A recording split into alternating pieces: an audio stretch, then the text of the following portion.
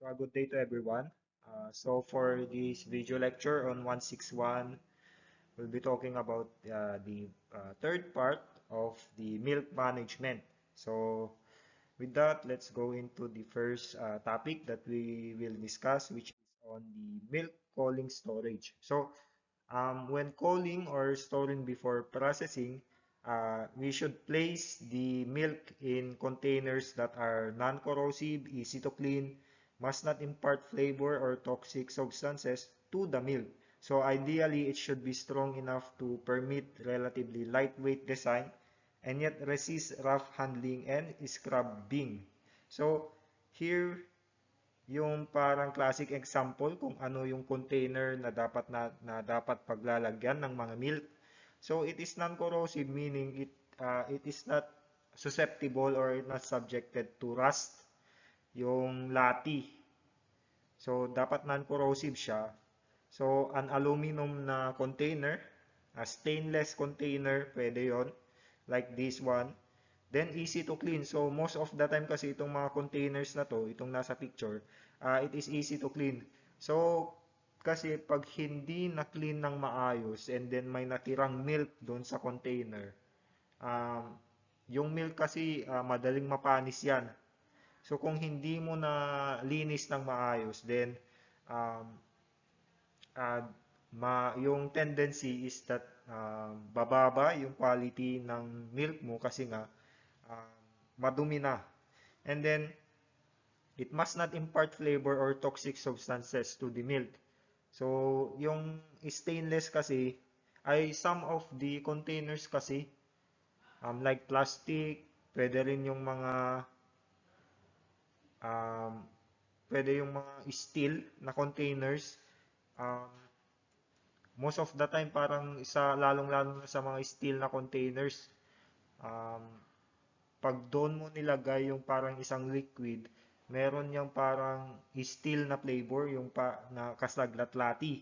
So, mas maganda if yung paglalagyan talaga is itong stainless because it does not impart flavor or any toxic substances. So, and then for the stainless part kasi, it is also parang relatively strong. So, hindi siya yung madaling masira na container. Pero at the same time, it is lightweight. Hindi katulad ng steel na mas mabigat. Mga stainless na ganito, they are lightweight. So, and can resist rough handling and scrubbing. So, scrubbing pala yan, sorry. So, the aim of cooling the milk is to preserve it until it can be processed. So, yun lang naman. Parang same with the other uh, same principle with freezing or cooling yung mga meat natin, yung mga karne ng baboy natin or chicken natin. So kung hindi natin muna lulutuin, yung ginagawa natin, nire-ref natin, kinukul natin, or nilalagay natin sa freezer. So ganun na rin yung ating milk. So yun yung aim ng cooling. To preserve muna yung milk. So tulad nga ng sinabi ko, madaling mapanis yung raw milk. So um, pag hindi mo muna ipra-process, pag hindi mo muna gagawin into mga um, different milk products, yung gagawin, i-kukul muna. So, under a milk collection program, milk of good hygienic quality may be stored satisfactorily at temperature below 15 degrees Celsius if collected every day or kept for 24 hours and 5 degrees Celsius if collected with less frequency or kept for longer period of time. So sinasabi dito na if yung pag-harvest mo ng milk is yung parang pag-process mo pala ng milk is every day, every other day. Like for example, nag-harvest ka ngayon, i-process mo na bukas ng hapon. So, yung pag-i-store ng milk, dapat 15 degrees Celsius. Pero, if it is more than one day, more than 24 hours, so like for example, nag-harvest ka ngayon ng milk, then balak mong i-process next week pa or sa Sabado pa. So, dapat i-store mo yung milk na yon at 5 degrees Celsius. So, yun yung um, dapat gawin. So the cooling may be accomplished by placing the milk in the ice box or thermochest or surface cooler. So depende na yan kung ano yung available sa'yo. So pwedeng ice box na it can maintain a temperature of 15 degrees Celsius and below, or a thermochest, pwede rin, or mga coolers natin, pwede. So good quality milk when pasteurized can be kept for as long as 3 days if stored in the refrigerator. So yon. Kung sa refrigerator naman, yung paglalagyan mo, yung mga pasteurized daw. So when we say pasteurized milk, ito yung wala ng mga bacteria or nalinis na, na-boil na into the point na namatay na yung mga presence ng mga bacteria that can cause rancidity to the milk. So, hindi masyadong mapapanis. So, you can store it for at least 3 days or at most 3 days doon sa refrigerator. So, the production of quality milk naman, it will begin in the farm. So, yun. Um, Tulad ng mga previous na diniscuss ko, yung production ng milk talaga, most of it nakasalalay doon. Yung quality ng naproproduce na milk, most of it nakasalalay doon sa farm. Kasi doon yung pag-harvest mo ng raw milk. So, kung for example, hindi malinis yung milk parlor, yung kung saan nandun yung um, dairy animal, hindi malinis yung udder niya, hindi malinis yung nag-handle. This may cause contamination which may decrease the quality of the milk. So, the production talaga ng quality milk will begin at the farm. So, every dairy farmer must produce safe, sanitary, wholesome, and palatable milk. So, when we say safe and sanitary, um, yun, dapat clean yung kapaligiran. Kasi nga, if merong nakapasok or merong bacteria doon sa milk, this may lower the quality of it. Mas madali pang masira, and at the same time, um, parang this may cause health problems, lalong-lalo na mga stomach problems doon sa nagko-consume ng milk. So, dapat safe and sanitary. Then, should be also palatable milk. So, when we say palatable, yung pwede talaga or gusto talagang kainin or inumin ng mga consumer natin. So, to ensure this, constant attention to details in all phases of herd management program is imperative. So, sinasabi na dapat talaga maganda yung milk management mo, maganda yung pag-handle mo ng mga dairy animals. So, particularly or specifically itong mga to. So, first is on the uh, health ng animal. So, yung healthy animal. So, the herd should be free from diseases, particularly tuberculosis and brucellosis. So, to ensure this, test the head for tuberculosis and contagious abortion at least every year. So, all reactors must be separated from the milk herd, and then new animals must be free from diseases. So, properly quarantine animal before bringing them to the farm. So, yun, hindi pa sa pag-start pa lang, sa pagkuha pa lang ng dairy animals, hindi ka pa kukuha or hindi ka pa mag-produce ng milk. Hindi ka pa mag-harvest ng milk doon sa dairy animal mo. Talagang, if you want to produce a quality milk, dapat you make sure na healthy yung animals. So, yung tuberculosis and brucellosis, hindi na pwede ito sa mga dairy animals natin. So, this may render yung milk natin hindi na fit for human consumption. So, para matest kung may sakit nga ba, or kahit hindi tuberculosis or brucellosis, para matest kung may sakit nga ba yung dairy animals natin, then it is subjected to mga blood test na tinatawag. So, before mo na i-purchase, before mo na ilagay doon sa herd mo, sa milking herd mo, yung new animal, dapat na-test na yan for tuberculosis, brucellosis, or any other diseases. So, dapat yung papasok na animal doon sa farm mo, yung papasok doon should be healthy. So, And then, pag merong mga milk, dairy animal na nag-positive, like for example for brucellosis or tuberculosis, um, ang gagawin mo is you need to separate it from the milking herd para ma-prevent yung pag ah, yung para ma-prevent natin yung Tepagwaras DJ disease, and at the same time um, para alam natin kung kinarantin natin yung animal, alam natin kung gumaling na ba siya, alam natin kung nag-persist ba yung disease, mga ganon. So, yun, new animals must be free from the diseases.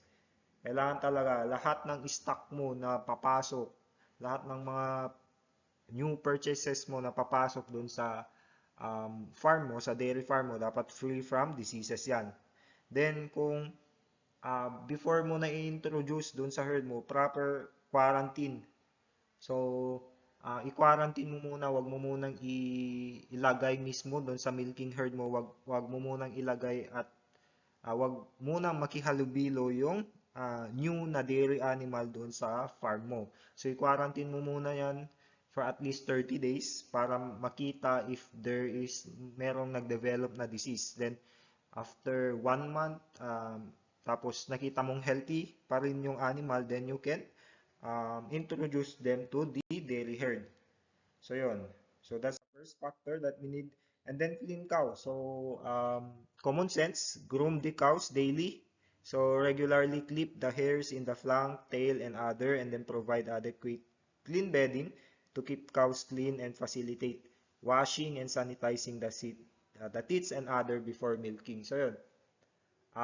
Since yung pagkukunan natin ng milk is doon sa teat, lahat ng area that is near the teat, yung udder niya, yung tail niya, yung flank niya, yung flank yun yung nasa likod niya na legs, dapat malinis. Then, the udder should be free from hair. And then the udder and the teats should be free from dirt. So dapat clean and sanitize rin before you start milking. So I've discussed last video lecture na yung may nilalagay pa doon. May mga process pa na ginagawa doon sa teat niya para ma-satisfy talaga, or nilalagyan pa ng mga disinfectant yung teat niya para ma-make sure talaga na walang bacteria, walang mga dirt na pwedeng mag-contaminate doon sa milk natin. So, yun. Dapat dapat first, healthy yung dairy cow natin or the dairy animal natin. And then, second, clean cow, or this can also apply doon sa mga goat natin. So, clean cow or goat. So, dapat malinis lahat, lalong-lalo na sa other area, sa other at saka sa teat. And then, kung malinis yung dairy animal natin, dapat malinis rin yung hahawak na tao, yung handler niya. So, the man handling the dairy animals must also be from contagious diseases like tuberculosis, typhoid fever, etc. and must maintain good personal hygiene in order not to contaminate the milk. So, hens must be washed, clean, and dried before milking. So, yun. So, if malinis yung dairy animal natin, yun nga, dapat malinis rin yung nag-handle doon sa mga dairy animals natin. So, it should be pag nagmi-milk yung dairy animal natin, then yung handler should be free from contagious diseases. So, yung mga tuberculosis, typhoid fever, these are all contagious diseases that can contaminate yung milk, and pag na-contaminate na yung milk with these diseases, then it can render the milk not fit for human consumption. So, kailangan talaga free from any diseases. And then, common sense naman, kung nag-handle tayo ng mga raw products such as milk, then dapat may good personal hygiene ka. Dapat yung kamay mo, yung mga kuko mo, they are clean. Kasi kung madumi ito, then may possibility or malaki yung possibility na makokontaminate yung milk. So yun. Then before you milk pala, yung hands mo must be washed and clean. So, na-discuss na yan last video lecture. And then, if healthy yung animal, clean yung dairy animal natin, clean yung handler, then dapat rin na clean yung mga equipments, yung mga utensils na kakailanganin natin when milking a dairy animal. So, we need to properly clean and sanitize yung mga facilities like yung milk pails, mga strainers mo, mga pipelines, bulk tanks, etc. So, lahat dapat ng mga equipments, lahat ng facilities dapat clean and sanitize yan. Especially yung mga materials that are in direct contact with the milk.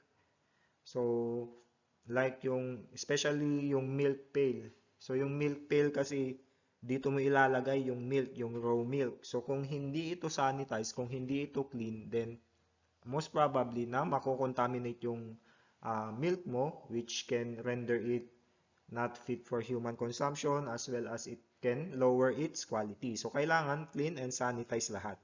So, you can use detergent for cleaning and chemical sanitizers like chlorine compounds, idorpons, quaternary ammonium, mga compounds for sanitizing milk, utensils, and equipment. So, there are a lot of parang available na mga disinfectant, mga detergents that you can use to clean and sanitize yung mga equipments, yung facilities at saka yung mga utensils na gagamitin natin for milk production.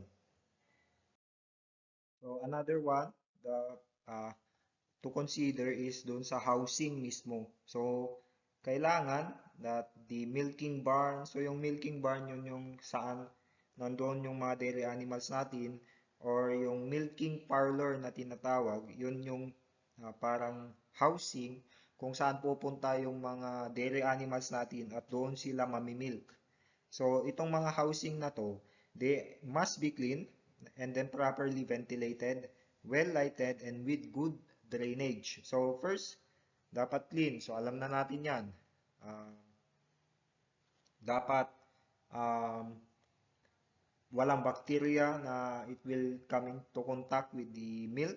Then properly ventilated. Most of it will be focused on the comfort of the animal. So kasi kung hindi yan properly ventilated,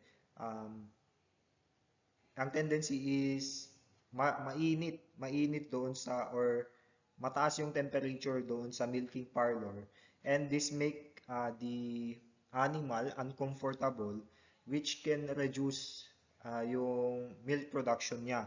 So kailangan properly ventilated and then well lighted. So this focus mainly on the handler. So kung madilim doon sa milk parlor, then mahihirapan yung tao na mag-handle nung mga dairy animals, mahihirapan siya sa pagmi-milk, sa mga ganun.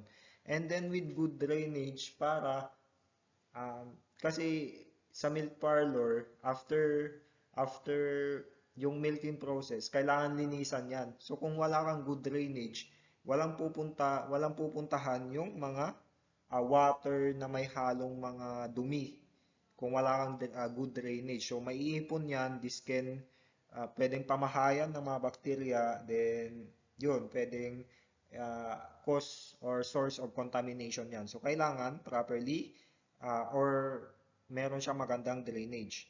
The floor should be preferably be concrete for easy cleaning. So yun, concrete talaga yung maganda for it, since easier talaga na ma-clean. Kasi if yung mga slatted na flooring, yung mga plastic na flooring, didikit yung mga tae ng mga dairy animals, which is harder to clean. So flooring talaga yung recommended. And then dapat rough finish to prevent cows from sleeping. So yun, concrete flooring that is rough finish. So rough kasi, as common sense, kung rough, then mas may parang traction yung feet ng dairy animal natin. So, hindi yan agad-agad na na madudulas. So, the milk storage room must be protected also from flies.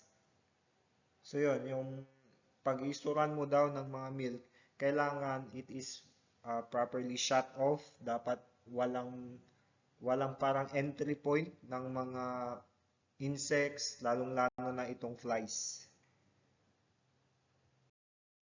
Then, sa milk contamination naman, we need to minimize it. So, minimize transfer of milk from one container to another and exposure of milk to the environment. So, yun. After, pag nagmi-milk ka, dapat doon lang sa milking pail. And then, hindi pwede na yung milk doon sa pail, i-transfer mo to another container. So, hindi recommended yun para ma-minimize natin yung um, contamination. And then, um, dapat yung minimal rin yung exposure ng milk, yung raw milk mismo doon sa environment. Then, for the cooling, if milk is not to be processed immediately, cool the milk at, yun nga, 5 degrees Celsius. And then, we should avoid itong milk taints na tinatawag. So, milk absorbs flavor or odor and therefore feeds that imparts of flavor in milk like silage should be fed after milking. So, surroundings should also be kept clean. So, sinasabi dito na yung milk, nakaka-absorb yan kung may parang mabahong amoy doon sa milk parlor. Pwedeng i-absorb ngayon nung raw milk. And at the same time, yung mga silage natin, hindi muna natin dapat pakainin yung mga dairy animals natin before sila imi-milk, before mo ha-harvestan yung milk nila. Kasi this may impart yung parang taste ng isang grass or silage doon sa milk. So, bababa yung quality niyan. Kung mabaho, merong off-taste flavor yung milk, then bababa yung quality ng pinoproduce mong milk. So, yun. Then, we also have yung fly control. So, this is important. So, we need to control yung flies through proper manure disposal and sanitary practices. So, hindi naman ganun parang kagrabe yung mga flies sa isang dairy farm compared dun sa mga broiler farms natin. So, pero it poses a problem pa rin itong mga fly na to kasi pagdadapo yan dun sa milk, pagdadapo yan dun sa, let's just say, dun sa mga equipments, um, baka makontaminate pa, baka malagyan pa ng mga bacteria yung otherwise clean na mga equipments. So, mas maganda na we need to control yung mga flies. So, marami dyan mga pwedeng gawin to control the flies. Pero, in order to effectively prevent yung pag-multiply nila, dapat we have proper manure disposal at saka maganda yung sanitary practices natin. So, proper manure disposal lang talaga kasi nga, they are attracted to it. So, kung dinidispose mo ng maayos yung mga manure mo, so, dinidispose mo siya, nilalagay mo, yung disposal site is malayo doon sa farm mo, then, mas malaki yung chances na walang dadayo or dadapo or walang multiply na mga flies doon sa farm mo. Pero kung meron ka pa rin nakikitang mga flies kahit na you're practicing proper manure disposal, yung gagawin is mayroong mga fly traps na pwede mong gawin or mga fly traps na pwede mong ilagay around the farm para doon maa-attract yung mga flies and yun, matatrap sila, mamamatay sila. So, yun. Dapat we should also give focus doon sa fly control. Then, for the determination of milk quality at farm level, so to determine milk quality, make practical tests to evaluate management practices and conditions in milk production. So some of the tests that do not need sophisticated equipment are: first, para ma-determine natin yung milk quality at the farm level to So hindi na to sa farm lang mismo. So pwede mong i-conduct doon sa farm mismo. So first is organoleptic test. So sa organoleptic test, wala tayong equipment na kailangan bilhin, walang equipment na require. Pero yung kailangan is a skilled person with good sense of smell, sight, and taste is necessary. So, wala nga tayong equipment na gagamitin, pero dapat meron kang trained na personnel, trained na handler, kung saan meron siyang good senses sa kanyang pang-amoy, sa sight niya, sa taste niya. So, yung gagawin kasi sa organoleptic test, we need to smell the milk immediately after removing the lid from the milk container. So, yun, dapat amuyin mo kaagad. So, observe its appearance and taste it. So, microorganism may cause metallic odor and rancidity in milk. So, dito kailangan talaga na familiar ka. So, dapat talaga skilled or trained yung person para ma-detect niya doon sa appearance ng milk kung maganda ba yung quality, baka naman panis na, and then sa taste, so pag tinaste niya, madedetect niya kasi familiar na siya kung merong off flavor, baka may metallic odor that can parang that was caused by a microorganism, and then pag inamoy niya, nakita niya na medyo iba yung scent, iba yung amoy ng milk, or naamoy niya na iba yung amoy ng milk, then um, with that, alam na niya kung ano yung quality, if low quality ba or high quality. So, yun yung organoleptic test, more on relying on the senses of a trained personnel. Then, um, this test is for milk receipt only. So it does not indicate the milk's potential keeping quality, but merely indicate good from the unacceptable milk. So the milk temperature is important since smell and taste are more pronounced at temperature higher than 12.65 degrees Celsius. So yun yung parang disadvantage lang niya ng sa organoleptic test.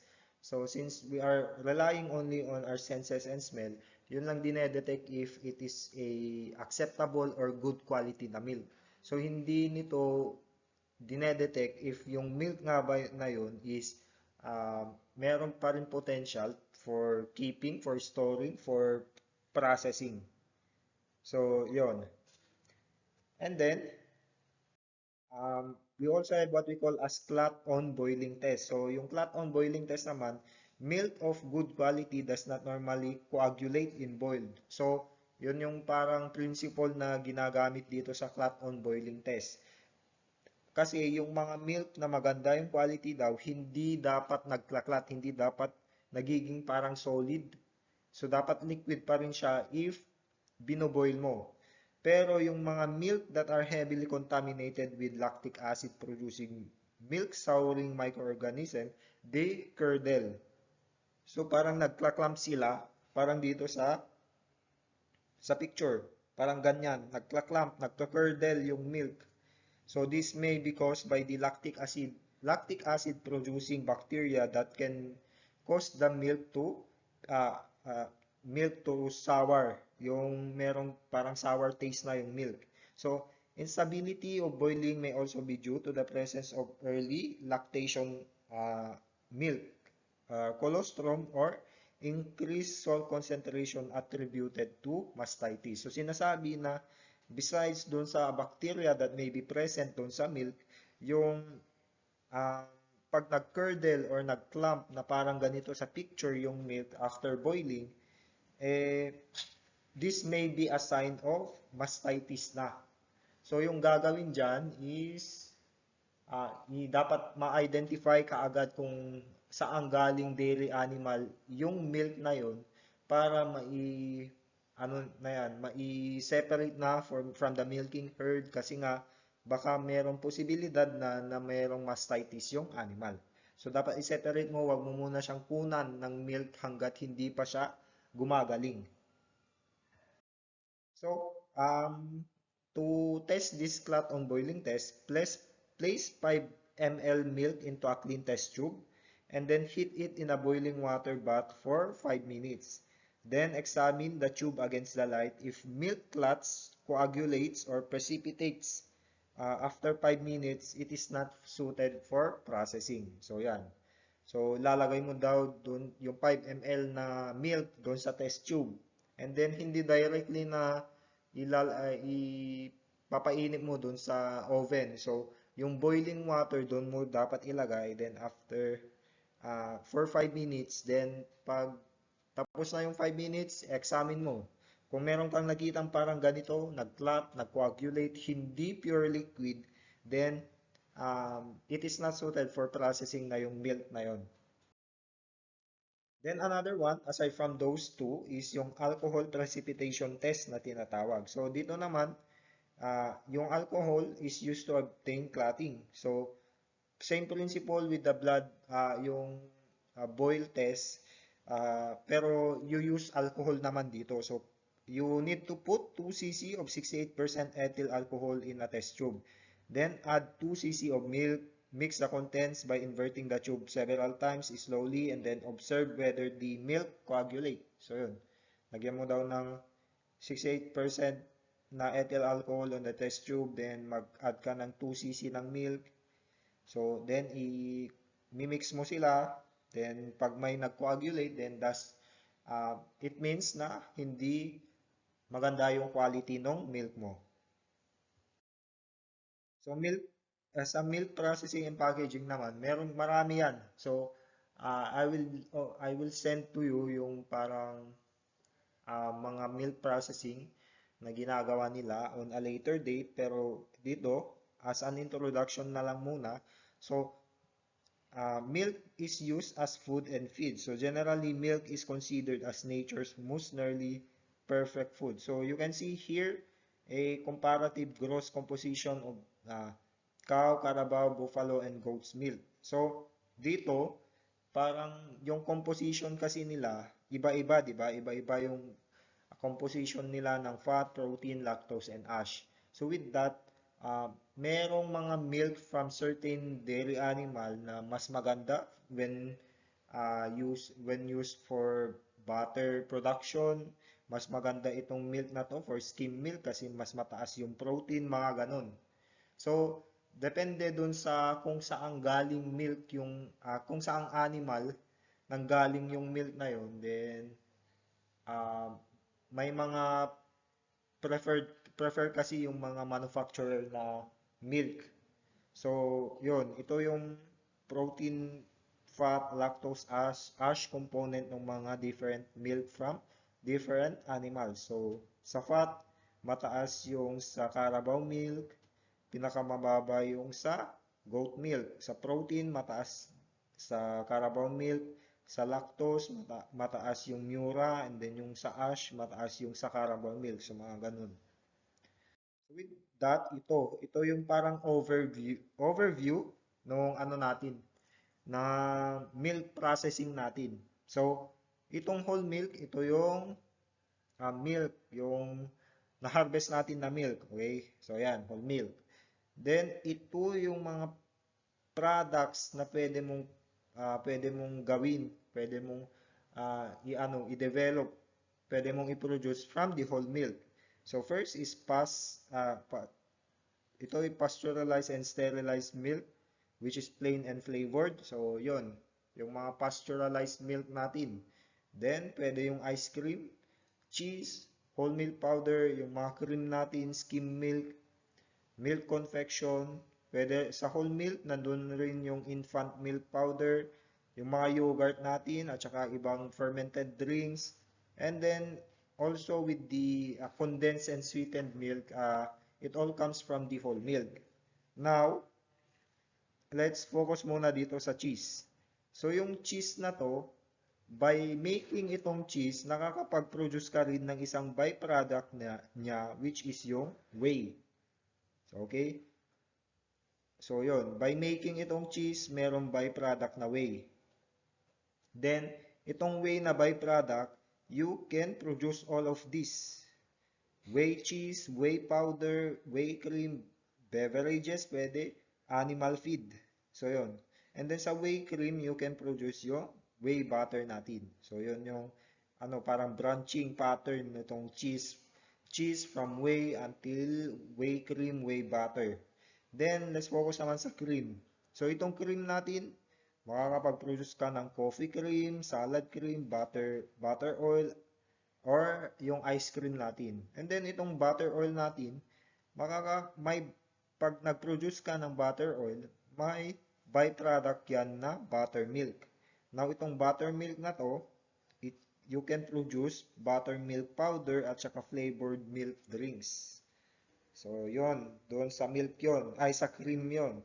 Dito naman sa skim milk natin. So skim milk natin, ito lahat yung na-produce. So marami. So yogurt, non-fat cheese, condensed skim milk powder, casein, and filled mix and filled cheese. So yung non-fat cheese natin, dito ka makakapag-produce ng processed filled cheese.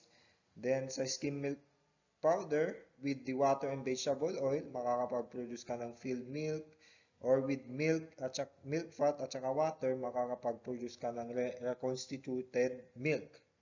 So, yun yung parang branching pattern, full overview nitong milk processing natin. From whole milk, marami kang maproproduce na mga products. So, ganun ka-versatile yung milk natin. So, maraming product. Yung milk talaga, it is considered as one of the valuable feeds natin. So with that, thank you for listening.